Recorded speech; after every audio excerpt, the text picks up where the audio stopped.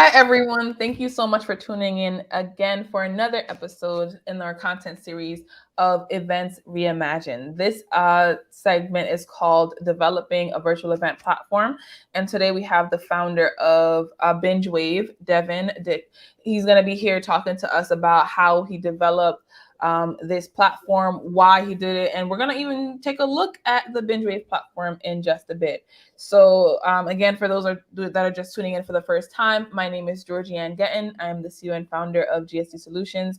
We specialize in business development, specifically for workforce development agencies and companies, and we are specializing in virtual event production. So if you need a virtual event produced, head on over to our website, gsdsolutions.xyz, and we could support you. So without further ado, Devin, tell me a little bit about yourself. Hey, my name is Devin. I'm an engineer since I was around 12 years old. Worked at a bunch of small companies, worked a lot of startup stuff. I love this building products and bringing it to market and then working on scaling. Nice. I love the since 12 years old. So, tell me a little bit about your company, Bingewave. When was it founded? Any big accomplishments in the last couple of months? Definitely, I'd love to hear a little bit more about Bingewave.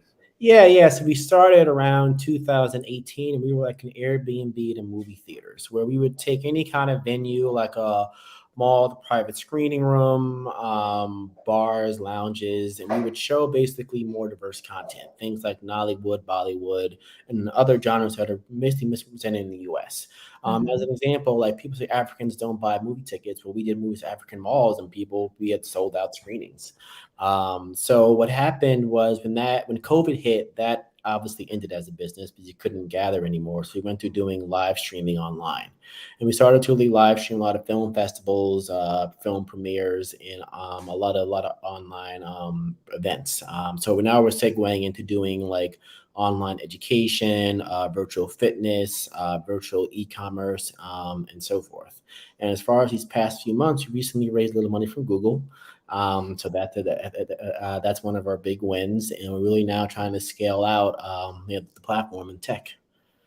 Nice, and congratulations on the being able to work with Google and raise those funds, because it's so essential Mm. to the success of a business when you are able to get like an injection of funding to say, one, validate what you're building, and two, just to free up some mental space to think, okay, now we were hustling before, right? Hustling, figuring this out, being scrappy, startup world, and now we have some type of base to allow us to grow and develop. And right before this conversation, we were both joking about, like, now that you have money and some funding to play with, it's a struggle to hire people, right? So that's another important thing that we want to talk about in the realm of like virtual and remote. So if you are looking for a job out there, check out Bingewave, go to their website, email them, and apply to work. If you do, you want to say like some of the positions that you have open, or you're Yeah, trying we're hiring a content writer to. to write content for us, and we're hiring a front end and back end developer currently. All right, so we have some technical as well as non-technical roles. So if you're interested, head on over to Bingewave and apply. We everybody GSD is also hiring. Um, we are in a hiring shortage, guys. Come on, come on. We need y'all out here working with us. We're building some great stuff. But now I want to ask you, why did you choose to build a virtual platform, and diving into a little bit about that experience of going from doing in-person events in theaters and screenings to now virtual, where people could participate from anywhere in the world.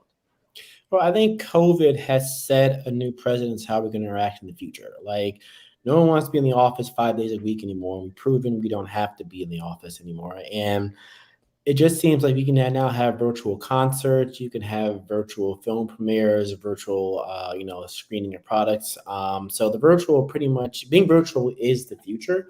One of the issues that I came across. So I don't know if you know Y Combinator, Yes. but they have a thing called Startup School. So there's like 150,000 founders that have applied to it and so forth. So I went through a lot of the people who are building out live stuff. Mhm. That ranges from fitness to like e-commerce. And I found that a lot of them had problems bringing the product to market and building out their own live streaming technology. I know when I first got into live streaming, right as COVID started, it's not easy building your own service. So along the way, I decided to really make this into an API and a platform that others can now build on top of because I saw the need in the market for it. And that's where we're currently heading is now feeling like other people can now develop their own technologies and build their own virtual experiences on top of our tech and really customize it to their needs. Because things like Zoom or a Band-Aid, they don't really tie into your business models like a custom solution would nowadays. That's what we're doing. Yeah, and I love the concept that you wanted to create something that offered the flexibility that people needed. Because I think what the pandemic showed us, right? Everybody having to go virtual was how flexible we needed to be. Companies had to switch from, not using a lot of technology to overnight. Like, if you want to survive, you have to adjust, you have to pivot, you have to evolve. And we just had a conversation earlier in the series with a few other organizations that just talking about the fact that pivoting was so critical and crucial to the success of their business and being able to say today that that business is continuing. Um, and you saw that gap that certain solutions out there were just like a band-aid, a flat solution, and you wanted to offer something more flexible, something that people could mold to their current business and business model. What other problems did you see with the other platforms that you were coming across? So it was mainly building the go to market, customizing it, and then scaling it. I think those are three things we saw and then we try to solve as technical solution. I mean, I think a good example that we focus on now is education. So we focus on going after boot camps. And one of the things that we do is so our video solution has a video like this where student and teachers can interact. So some feedback we got was that students feel uncomfortable like being on screen with other students. So we made an option where they can hide their camera from other students, but still be visible for the teacher. The teacher can be like, aha, I see you're paying attention or not paying attention. And the other students, they don't have to worry about being judged by other people in the classroom. We also built in other stuff where people can add like an online code editor or a collaborative whiteboard so that student teacher can have better interaction between each other. So that's what we're building out for. We're listening to the market and we're building out those needs for specific industries as we learn more about those industries. Yeah, and I love that, narrowing down to different industries because I think, there is no longer a one size fits all solution. Yes, certain solutions do work better for certain industries, but molding your solution in the form of an industry is like, we have a episode coming up in a bit talking about reimagining learning, right? Mhm. How do we learn these days? And just the younger generation have had more technology in their lives, and so the transition may seem like it should be seamless, but what we are coming across is that a lot of students have experienced, like you said, they don't want to be seen on the camera, right? There's more light being brought to different things, like such as like bullying, social media, peer pressure, as well as a lot of people were communicating on mobile devices and now coming and saying, I'm going to sit at a laptop, I'm going to sit at like a tablet that has like a keyboard and all these things, is a completely different experience than like, oh, I'm pulling out my phone, Mhm. I'm FaceTiming, I'm on a quick call. So it just Mhm. requires different small but impactful tweaks of how tools work in order for the collaboration to be executed. And like you said, adding the line of code to make it more flexible, having a whiteboard and things like that.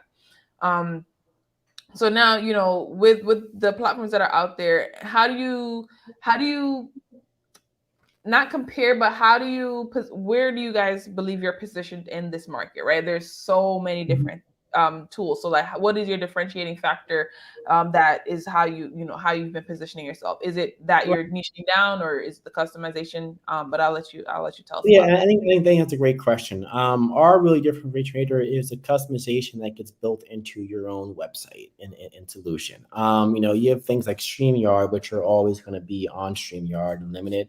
We are focusing on, this is going into your own website, and it basically is going to follow your branding. It's going to give you Mm, tools that you want. And it's going to tie directly into your business, whether it be a subscription model or per event model, however you want to do it. That's where we really come in and differentiate ourselves at. nice. So just, tying in and again, attaching itself and customizing to your specific business model or your specific business. And so, you've built this, you've had to pivot, you had to change. A lot has happened in the last 18 months. So, Mhm. what's the most complicated part that, complicated thing? And maybe it's top five, but what were some of the challenges, some of the complications with doing this work? Uh, Challenges. I think the biggest challenge. So I'm a developer by trade, and it's definitely developing the technology. There are a lot of solutions out there, but not many of them are very good solutions, I've heard.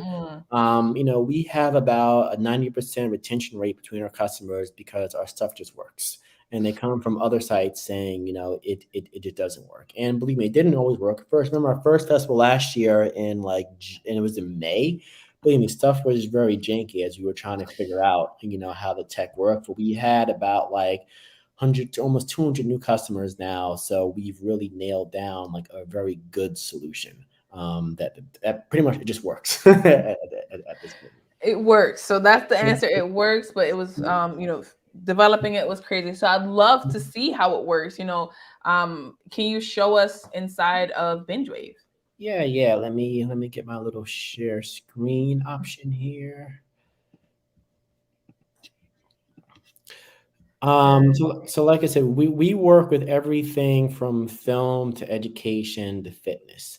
I mean, one thing I want to show you is one of the sites we're powering right now. Our solution is this Silicon Valley African Film Festival coming up.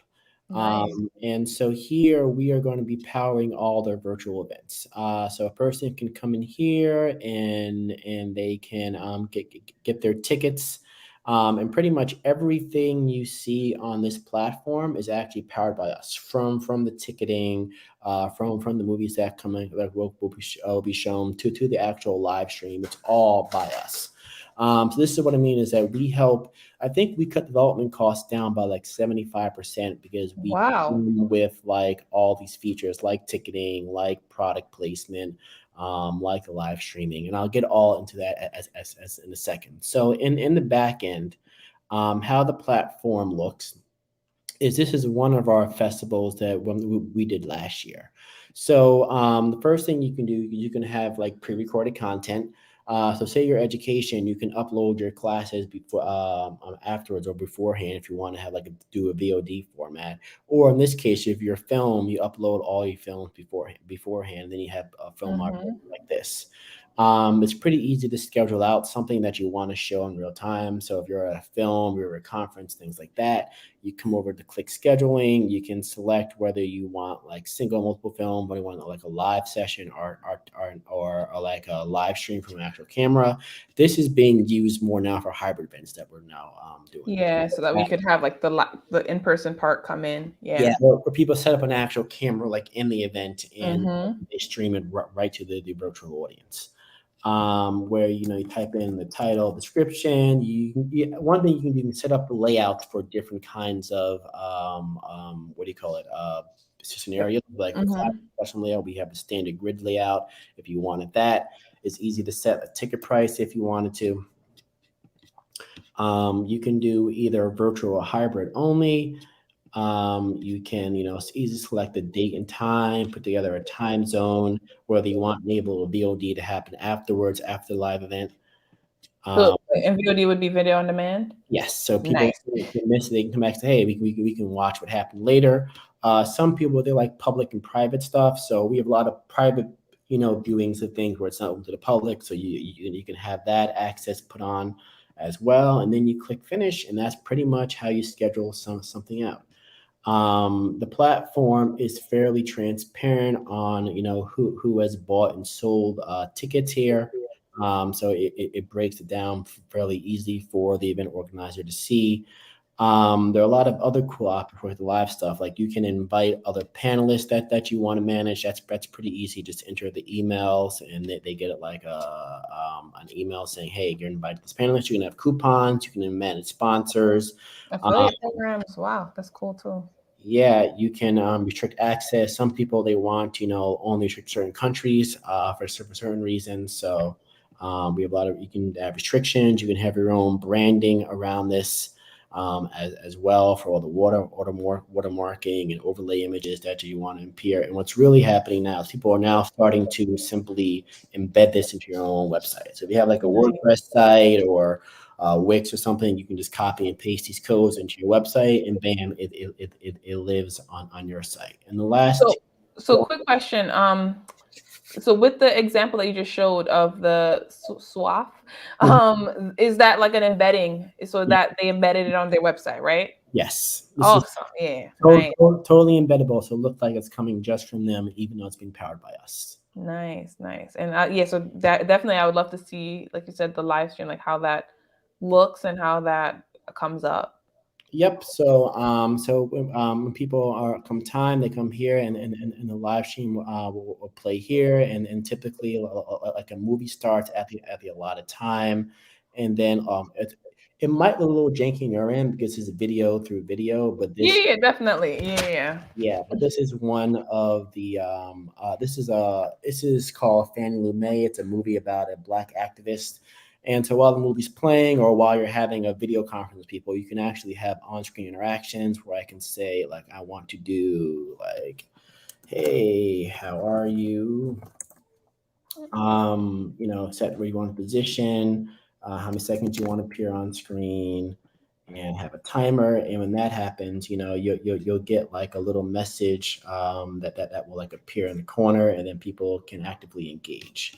Another good example of that is actually we have this whole demo site set up here. Um, right. So this is where like if you're That's a good domain. Livestream dash demo. I was surprised no one bought I'm this. like, wait, this is good. I like this. Like really, no one bought this domain. Are you serious?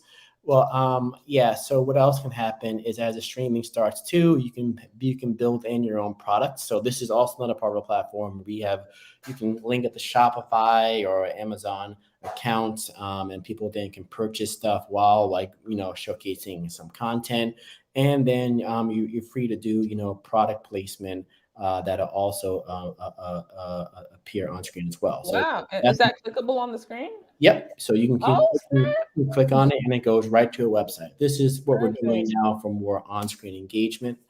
And the last thing I want to show you is the education component, where, for example, like I can join a live stream like this.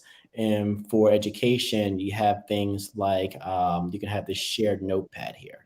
So when this thing opens up, it opens up this little editor, and then both the student teacher can type at the same time. Or if you're, let's say, going out to boot camps, you can have this online code editor that people can both collaborate in real time, write code together. And this is really, I'm a teacher, so I really made this in mind for myself, but it works really well for, getting lessons. Love that. This is amazing because, again, as industries are shifting, not only is the events industry and the virtual event platform industry is changing, it's now impacting, again, how we learn, how we meet with people, how we communicate. So it impacts everything. Like you said, watch screening movies, right? For months, we couldn't go to a movie theater. So it was Mhm. definitely important to, for months, people couldn't go to school. And now schools are, but we've gotten to a point where there is no going backwards, right? Everything will be virtual or hybrid. Mhm. There is no just in Right, person or just one method to do things anymore. So this right. is an amazing platform, and I definitely want to say for everyone to go check out Bingewave because this is totally really cool. So now I'd like to ask, how do you advise? Like if somebody's watching this, they want to check out Bingewave, they want to do a demo. What's the best next step for them to take to learn more and do more with the platform? Just email me at ddixon at bingewave.com. That's ddixon at bingewave.com. Nice. And so, as we mentioned earlier, you are hiring. Do you want to? Is there any specific language, or again, they see this, they're like, oh, I want to be more involved. And you mentioned also raising from Google. Are you guys like doing like a full round? Like, just again, what are the various ways that people could get involved with Bingewave? Yeah, so for raising, we're currently working on completing the remainder of a round for 500,000. We are I can't speak too much on that right now, but it's definitely happening. I'll put it that way.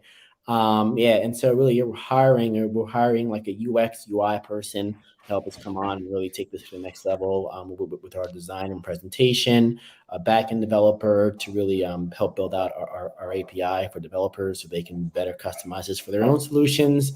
And then a copywriter, content creator, as we're going writing content to help people fully utilize like how to use this in their own sites. Nice. And so, with all this work that you've done, if you could label something as your biggest learning, what was the biggest learning that you got from doing the work that you've been doing to build BingeWave? You say you started in 2018 in person, you converted virtual, you built this whole entire platform out. What, maybe if it's not one thing, maybe it's the top three learnings that you've had. And as a teacher, I'm pretty sure you've learned a lot. That's like a list I can pull out. That's like a Santa Claus list of learnings. Oh my goodness. Um, I would say for me as like a business person, it's really understanding your pricing. Mm, As a business, you come in and you typically charge too cheap because you're not sure of your value.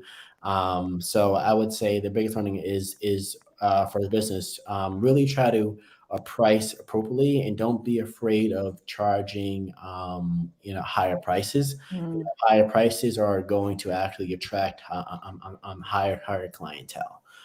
So that's the biggest thing I would say is don't be afraid of pricing your solution for what it's worth. Awesome. Yes, because I've been caught in that same trap, undervaluing your services and your products. So definitely Mhm, charge your value, and guess what, as different opportunities come and different levels, you pass different levels in your business, the price goes up. And don't be afraid to make sure that price is going up and that you're providing a high quality service, you're doing great things. So mhm. thank you so much for being here with me, Devin, today, and thank you so much for that demo of Bingewave. Everyone that is watching this either live or coming and watching it as a replay, head on over to bingewave.com, email Devin, ddixon@bingewave.com. And so I want to leave off with, what is your advice to folks that are in the virtual event, the virtual, solutions industry? Like, what would you say to somebody that either is new or is in the industry right now? Adapt, try new stuff. For virtual stuff, I would say the biggest thing we've learned is make it interactive. Mm-hmm. The biggest failure we've seen among virtual events that we've hosted is when the organizer wants to do the least amount of work as possible. Just because it's virtual doesn't mean that you could slack as an organizer. You still have to make it really engaging and really interactive for your audience and give them value. So that's Mm-hmm. what I would say the biggest thing is make sure, even though it's virtual, still make it valuable for your attendees and put in the work. Yeah, and you saw all the interactivity that Bingewave had. So, definitely leverage those tools that are on whatever platform you're using, whether it's Bingewave Mhm. or any other tool out there. Be interactive, have high quality stuff, charge your value. So, again, thank you so much for committing your time today to be with us, Devin. No, Folks, reach out. They're hiring multiple roles, technical and non technical. They just raised, they're in the middle of raising as well. So this is a growing business, and events, virtual, remote is here to stay. It's not going anywhere. It was coming. It just came a little bit faster. So thank you again, Devin, for your time, and we'll see everyone in the next episode of Events Reimagined. All right. Thank you for having me. You're welcome.